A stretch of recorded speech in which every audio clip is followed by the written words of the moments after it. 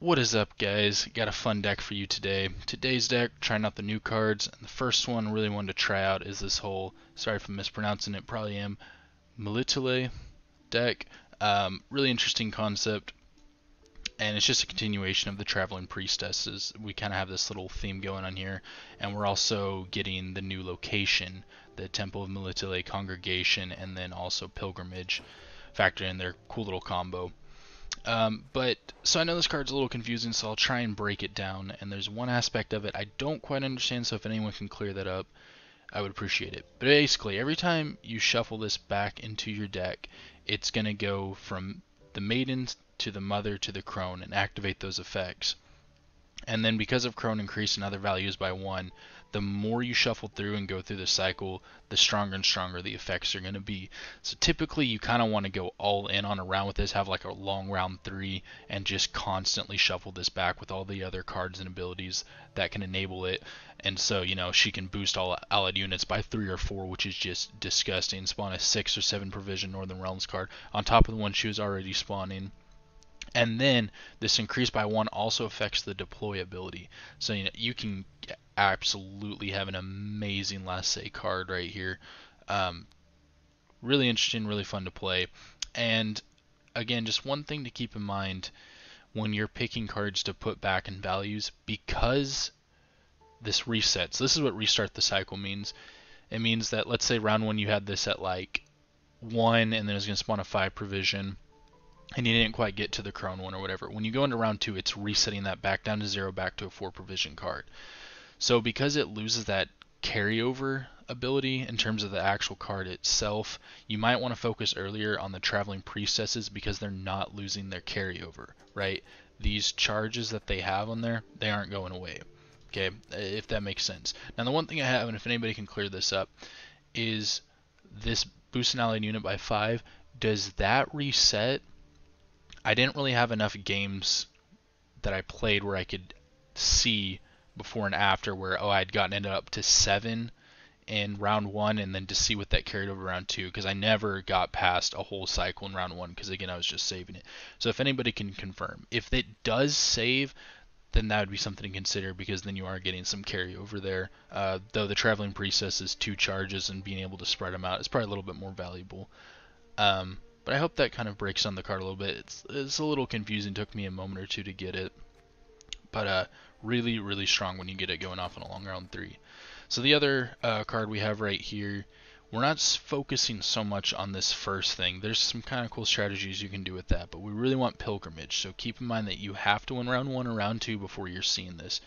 And what you're basically doing is you're picking an allied unit, putting it in your deck, and then an enemy unit of the same power or less back into their deck. Now it can only be on yours if you need it to be. So if you have all your opponent's units are bigger than yours, you can still put one back and you're fine. You just won't put one of theirs. Or if you only have one unit on the board, you can still put it back.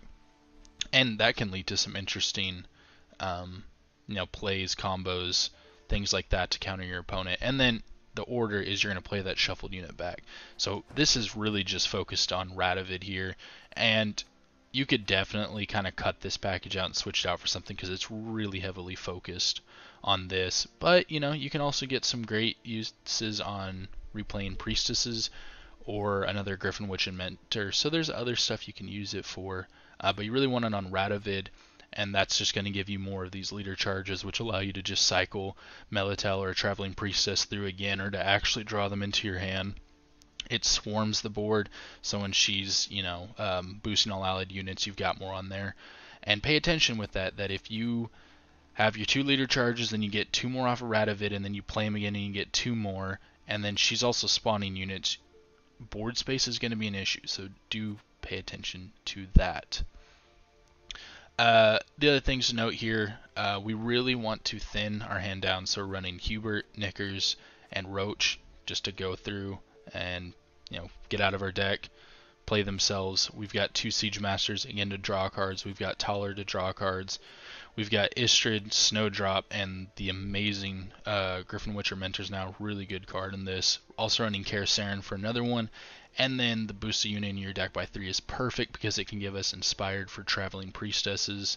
Or, if you have, last say, Melitele she can just come out for like a 14, 15 point finish or sometimes, probably even more potentially, depending on how much you got her up.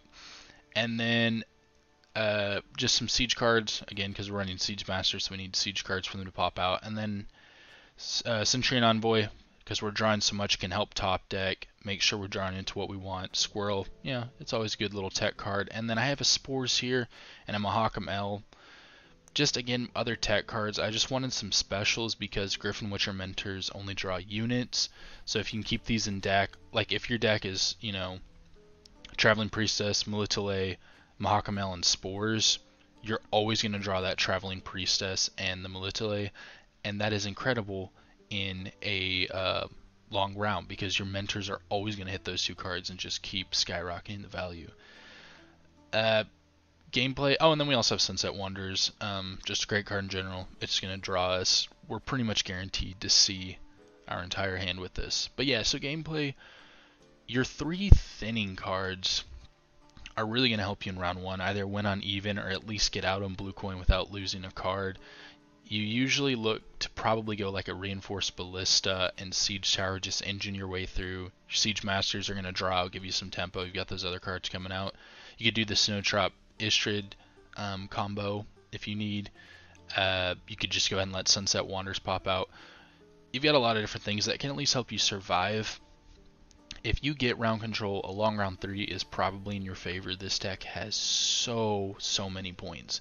Now again, if you're going up against like, you know, maybe a siege deck or someone who's going to have some tall punish and then a lot of engines and control, that long round could probably hurt you. So you could, you know, bleed them out round 2, and then you'll have this absolutely massive Melitele with carryover or Traveling Priestesses, so your short round is going to be pretty adequate. If it's looking like your opponent's going to take it, remember, Sunset Wanderers basically negates bleeds, completely pulls you out of it. If you can hang on to it till round 3, that's amazing, but if someone's bleeding you and you still have Sunset Wanderers, they can kind of save you in that scenario. So yeah, I think that covers the deck. We'll hop into a couple games, and hopefully the kind of combos and everything here make a little bit more sense and you see how to play it. But it's a lot of fun. It's interesting. There's some more optimization I think I need to play in terms of my sequencing and how you want to go about stuff. You can definitely see moments where I'm kind of just figuring like, okay, am I doing this right? There's definitely some misplays, but we'll get it figured out. It's a pretty cool deck. And yeah, let's hop in.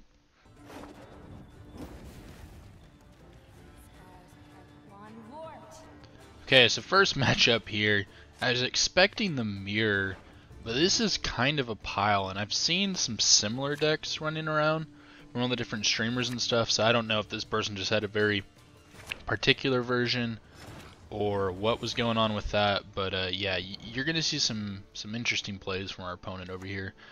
And you can also see right off the bat, very easy to brick with this deck. You have like, you know, Knickers, Roche, and then Hubert are all bricks. And then if you get stuck with any of the Priestesses or Melitele in your hand, you know, you obviously want to try and get them out. But fortunately with things like Snowdrop, you can get those put back.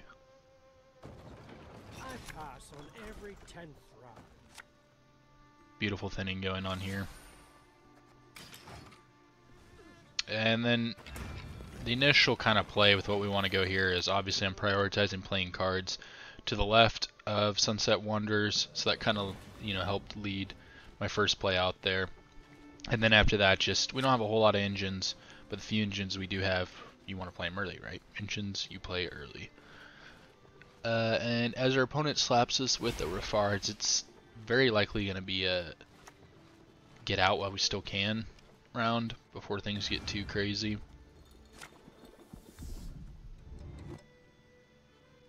But he also, with having that leader, he should have played Refards. Unless I've all of a sudden just forgotten, but he probably should have played that melee row. He could have hit the crew pocket a little bit faster.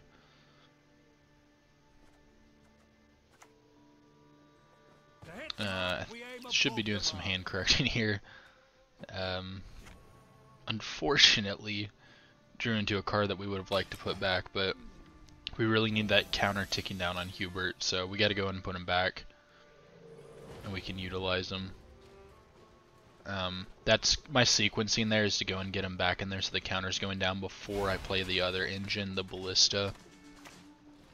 And that's also why I'm floating the charges on the siege supports.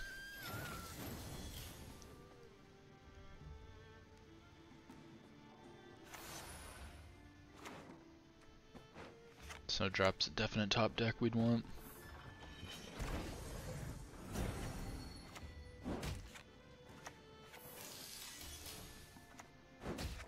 What's amazing is using that combo in there like really gets Hubert popping out fast, because we just got to use 4 orders in a single turn for just that combo off the ballista, and then we had off of the Centurion Envoy and then the little siege tower.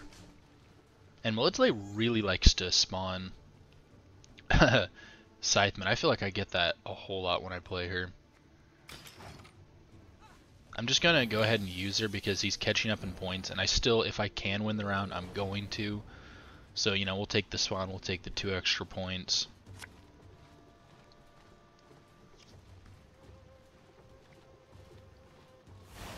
Give me some breathing room if I need it.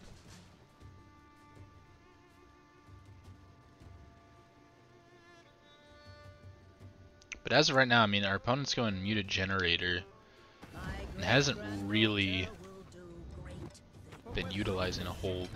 Like, you typically use it with like the 5 revision cards, right? And this is kind of the first we're really seeing of that for carryover. It's kind of interesting. What do you want? But yeah, and then you got Reaver Scouts, which super problematic card. I'm not really going to play with that. We're going to go and get out while we still have a slight chance. Hubert didn't pop quite out, but that can honestly benefit us if we get bled. And we still have Roche too. We didn't play any gold cards. So honestly, I'm pretty happy with that round 1. Didn't lose our card. We didn't play any golds.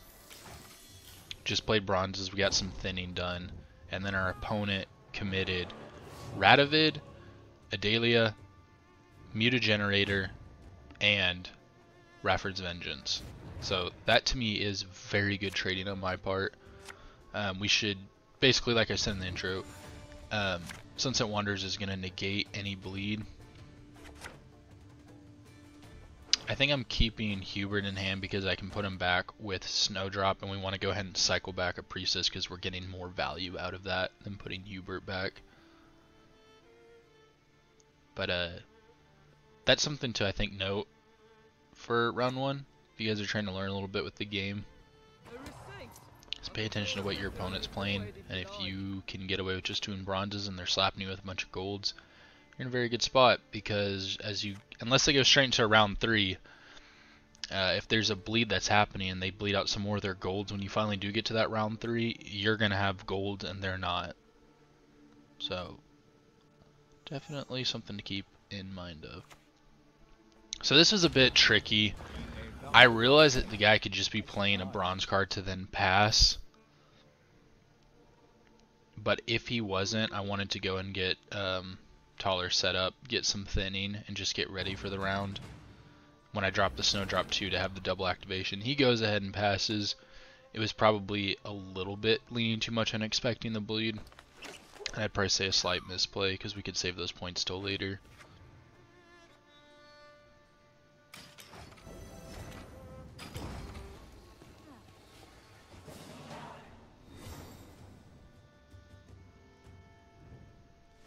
Alright, so long round 3 is definitely in our, something we want. We'll just say that. We like that, so we're not too unhappy with getting pulled into it. Okay, we finally have a pretty decent hand set up here. We don't have any bricks right now. We have the Radovid and Temple and Melitele combo. Our deck is very thin, so our mentors, the Griffin Witcher mentors, are going to be hitting the targets that we need them to hit.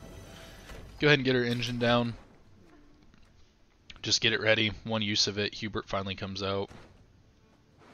And honestly, a benefit too with getting Roche out is swarming is a huge issue. And I don't know what our opponent's doing there. That is a very, very, very questionable heat wave. So again, we just play out another engine. I don't know what is going on with that. That's actually really funny. But swarming, over swarming is a huge problem with this deck if you go into a long round 3 and you're going to be having a lot of leader charges. Like, we want to swarm because of Melitele, but got to be careful about that board space because she's also spawning units. And then I don't know what this deck is. This is quite the pile. Why we're just getting this little Knights package out of nowhere. Emoting our opponent for just applauding the creativity, I guess.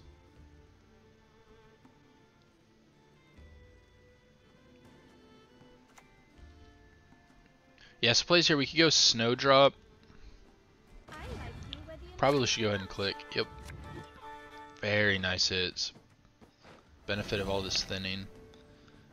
One thing we could have done is Istrid first, get that ticking up a bit, so then we can do Snowdrop and Istrid in a single round and prevent, you know, just in case Snowdrop would get dueled, locked, damaged from a higher thing.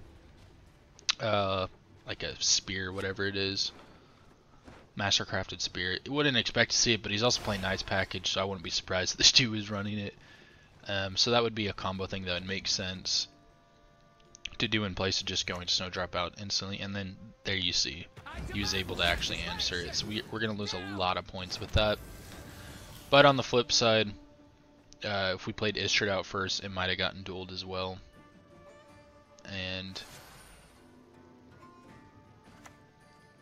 Istrid ticking up is very beneficial for us because it's going to pull up all those charges.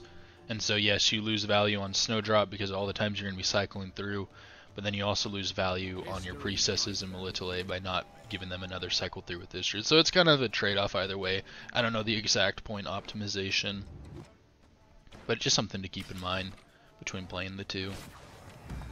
And then we get an absolutely massive Sunset Wanderers.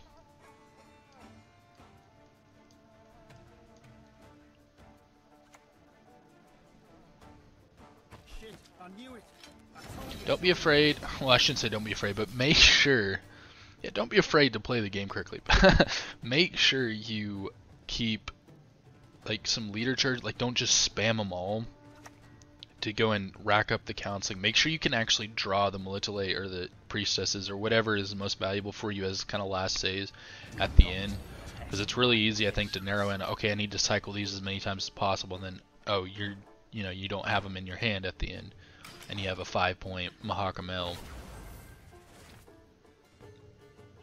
Little scared here that Radovid would get answered if he had another dueling unit or like a Varaxis, but we got to go for it. And the other thing, you're gonna see this come into play, and you're definitely, if you play this, you're gonna run into it. You have got to plan your turns out in advance, because it is so easy to run out of time with this deck, because when Priestesses come down with like 20 charges, for whatever reason, it's like still tied to the animation almost, and it's really, you can't just like click them super fast and it all spams out. It's like this really deliberate process that'll eat up time. So just keep that in mind, that your Priestess is coming down with a lot of points. You've got to do that like first thing in the round, and it's going to eat up most of the round just trying to click all those charges off. Same with your leader charges. Like, if you save like 6 leader charges for the last round, and you're going to have a Priestess coming down again, like I said, 20 charges, you're probably going to run out of time. So go ahead and start using some of those charges throughout the round just to space it out. And has benefits too, because if you're putting them onto Melitele, that's extra swarm, extra bonuses. And you can see the really benefit thing here of the mentors are always going to hit the Priestess and Melitele.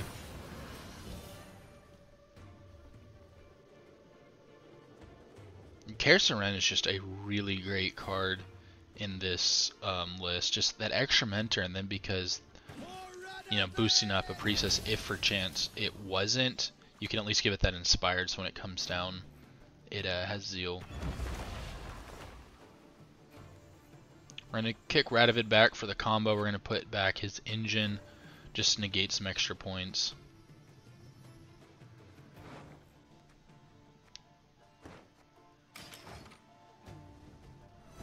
And then we get to play Radovid back out and hopefully get another 2 charges with it. But yeah, again, mentors only hit units, so you could have 7 cards in deck, but if only 2 of them are units, it's always going to hit it. So if you build this other ways, you could consider putting more specials in there to even guarantee earlier and with less thinning that your mentors are always going to hit the targets you want.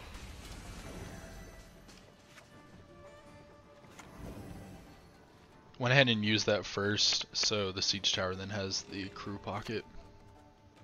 And again, notice how I'm playing a lot on back row because that front row is going to fill up with all those volunteers. See that Reaver Scout, I was like, oh, let's go. Beautiful spot, we could play another mentor, and then it is limited to a, I think just soldiers. So I can only play a volunteer. But that would have been amazing, we could just slapped another mentor down.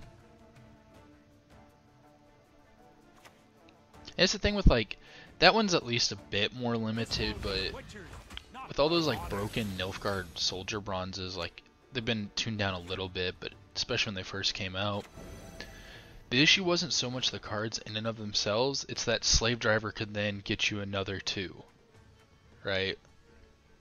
That was the huge issue. And the same thing with Northern Realms, a lot of the like Reavers in and of itself isn't that problematic of a card, it's just how easy it is to spam out a million of them. Between again, like Idaran, then you had your scouts, reinforcements, Adalia, etc, etc, like it's just insane the amount you can spam it. And so when you nerf a card like that, it's honestly like you kind of have to like approach how it's, you know, the things that are spawning it out, and not so much the card itself. Like Idaran still to this day is just one of the most problematic cards, and all the times that these decks have gotten super crazy and stupid strong, it's been just more a result of him, you know, not the cards in and of themselves. It's shocking to me that he still has the distribution, and you can see there's an instance of just running out of time. Gotta be careful of it. And so now we're actually seeing some thematic theme with our thematic theme, yes, a thematic deck building going on with our opponent, where it's like the reason of them having the leader actually kind of makes sense, like, but then it's a really small traveling priestess. Like, I don't know what's going on there. All right, and as we kind of go into finishing off, we are about to shell out a lot of points. And you can see we are almost completely out of board space, but look at this finisher.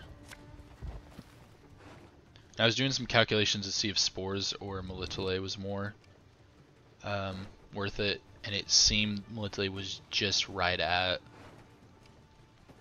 So we're actually using her as a finisher.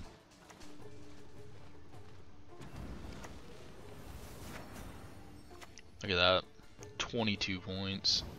We get the extra 4 off the priestess. 147 points. Not too shabby. But yeah, we used up our entire board.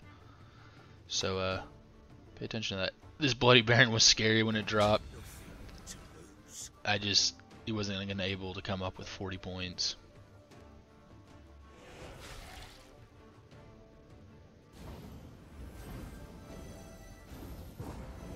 We get a nice solid win there.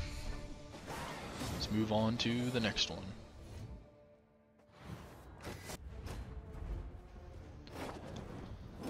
So surprisingly on patch, I played against a lot of Wild Hunt Frost, and I don't know why.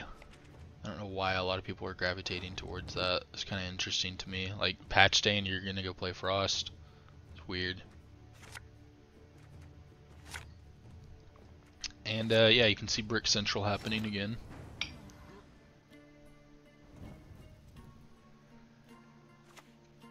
So if you can't play to the left of Sunset Wanderers, you want to play farthest to the right, and it works for us because it's an engine. I considered putting the boost onto it, but I figured it's not going to get deleted. They're just not going to run that immediate of removal, right? They kind of have to have Frost developed before something like a Imler's Wrath or a Bruiser can damage or destroy, and then I'll use the boost for when I play the second one.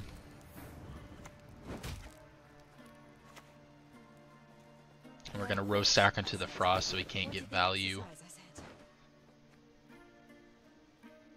think we want to put the Siege Master on top. Yep. Draw into it, and then when we play these upcoming siege engines, we can get value from it. But anyways, yeah, stacking a single row on Frost even though you're taking damage, because if I play it on the back row, then boom, he can drop down his Ardgaith and get a lot of value from it. Yeah, this guy came to play though. He's not playing around with this round one. So when something like this happens and your opponent is all of a sudden tempoing up and kind of really overcommitting, you can either just be like, okay, you've got the round, don't really care, or you can go ahead to like, alright, let's deck it out, let's see. That is an amazing draw.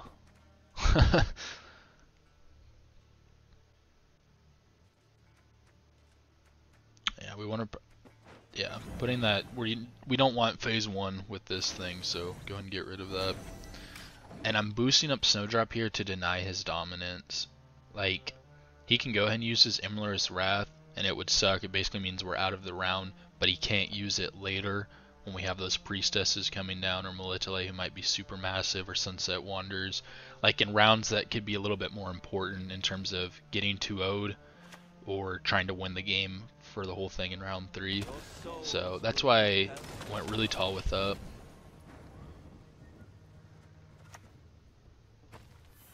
I'm an officer and a gentleman.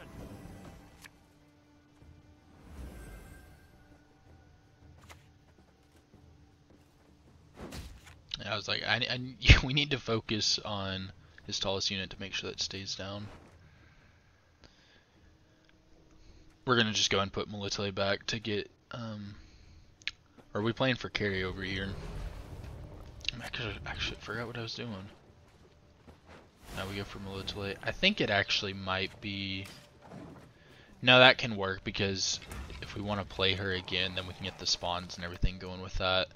And we'll just put the Priestess back during the Mulligan phase and get the points from it. And just going for the 2 extra points just to give myself a cushion to try and get out. Is kind of some of the thought process there. Is it the smartest, most optimized? I don't know.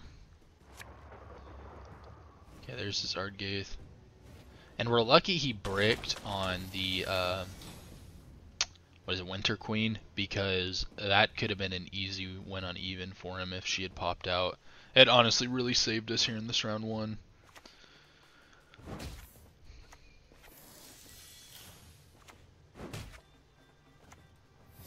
The city is ravaged by rot. Okay, we got some extra cushion with Hubert coming out. And you can see all our opponents thrown at us, and we're still very likely winning this round. You know, it's not guaranteed, we could still lose, but it's like all of a sudden, hey, we're in a position to win this.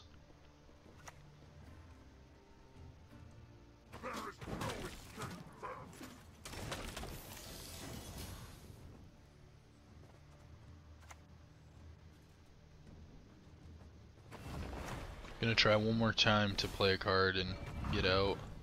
Don't ever expect your opponents to line up.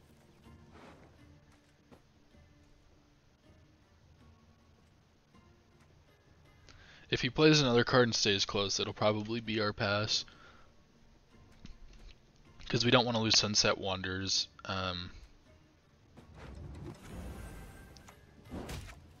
Would like to save that to, again, protect us from the bleed. Or just have a lot of points. Because if we win it, we're going to take him to a long round 3. And just have a lot of points there. But if we have to play like another card, Sunset Wanderers is coming out, so like this is our pass. And we at least managed to hang on to our card. So having card and Sunset Wanderers will prevent us from getting 2-0'd. Not guaranteed by any means, but it'll really do some work.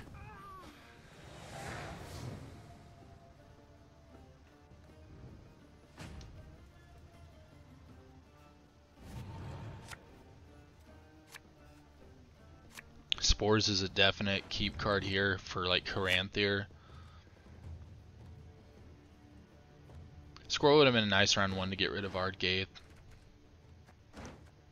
It's a pretty decent hand. I don't think we want a brick here. It's worth the keep.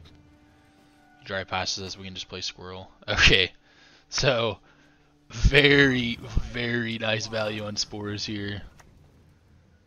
21 point Spores. 21 for 4p. Broken. Getting. And something we're going to do too is we're going to go and use a leader charge so he can't just pass on us. Keeps us ahead so we'd get card advantage.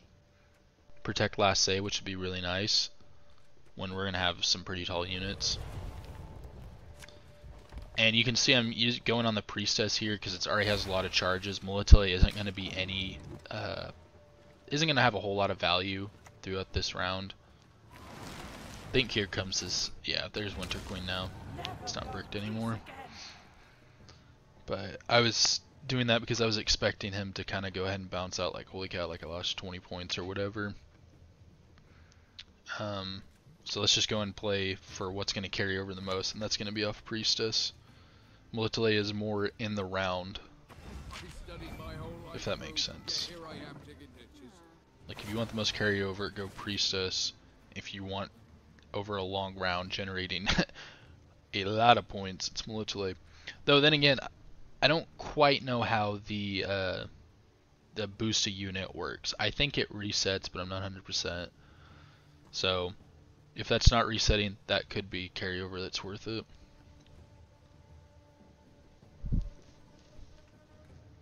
But I still think Priestess is going to outpoint it in terms of just raw carryover.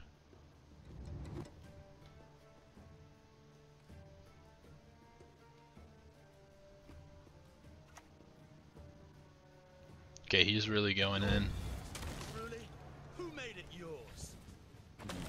The one thing we're really paying attention to here with the point differential is just that Winter Queen, because when we pass, she's going to get a lot of boost, so we just have to make sure we do the math that we're not getting ourselves in trouble.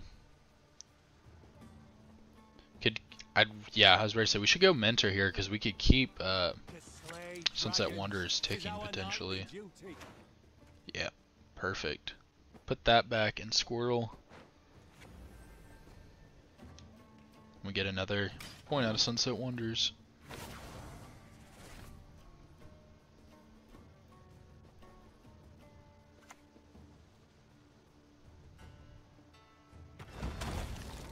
Again, not super concerned about that point difference because we've just got 12.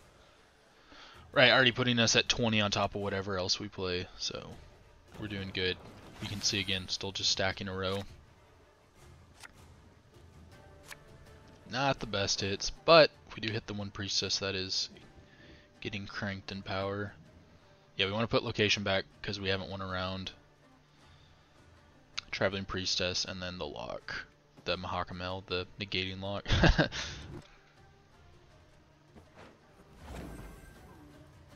Make a broken card. Boost a unit by 5 and remove its lock. Or damage an enemy unit by 5 and lock it. Or lock it and damage it by 5. Whatever. 4 provisions.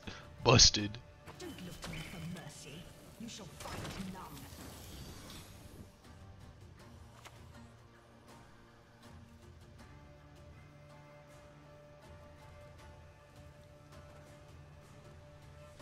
I'm going to play this back row again for the extra point to stack a row.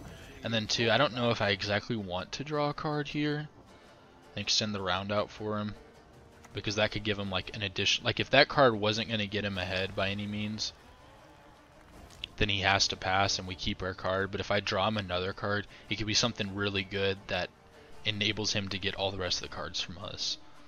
So those are kind of the thought process of let's not go ahead and draw just yet. Let's go and do formation. If we don't draw, it's whatever. We'll be fine.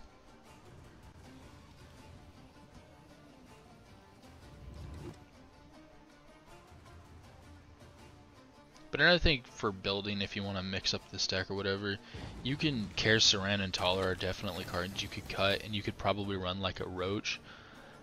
So you don't have to worry about leader charges pulling your Melitele or Priestess out, and you just play Roche and it's going to play both of them. It's honestly a pretty good combo. So that's something else you could consider. It's just usually you have one or two other cards in deck with those two, and you might not be guaranteed to pull the two cards out you need. But then that's also where your leader could come in as a backup, so there's just some other deck building ideas.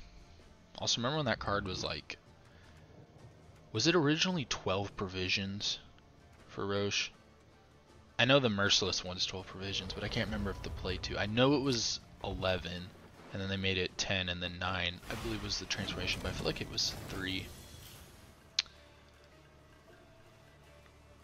And you can basically just see there, I was just doing some math to make sure that Winter Queen, so she's going to get 6 boosts, so we're good.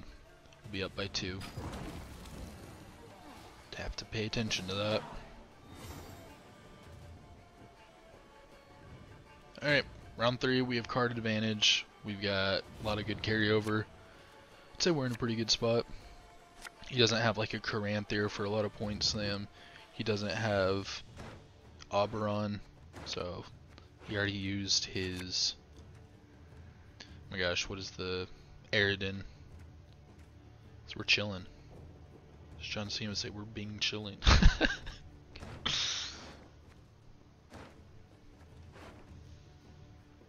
That's still one of the weirdest videos ever. No idea what I'm watching.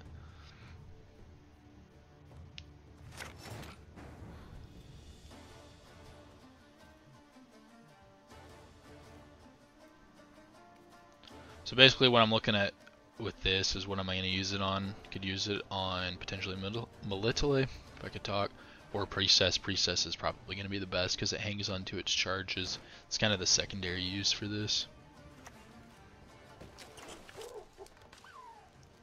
Just going to play Squirrel. I'm just taking the time to think here if there's any sort of resurrect that happens with this. I really don't think so, but if there was, what would be the best to hit? And it's probably just going to be a bronze card if it was. I don't think he could resurrect golds because he'd be devotion. Well, I guess Sabbath, and Sabbath could hit other stuff, so that was actually, if I was getting serious about like, okay, what if, that might not have been the best choice, but I could have picked something better.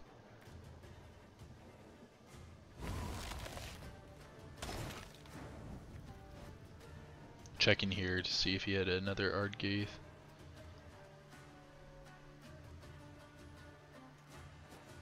He'd use both of them.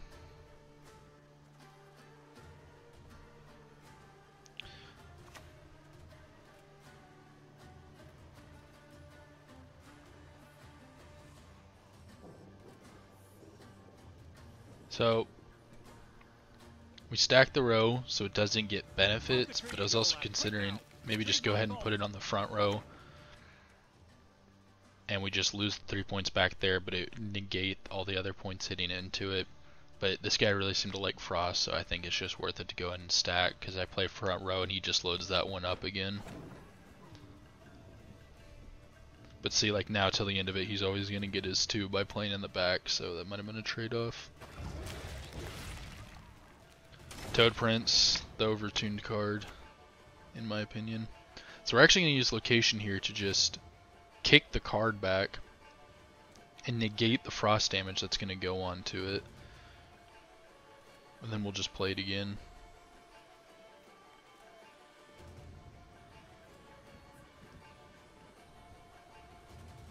But the reason why I wanted to include this game is, again, for that interaction, to show you that you don't have to click on your opponent's side, and it can have benefits. And then 2, games where you want to focus more on priestesses compared to Melitele. So I kind of hope the 2 games kind of gave you 2 different sides to it. He passes. It actually worked out really beneficial because it's probably like an Imler's Wrath or anything. He can't connect on it. Only better.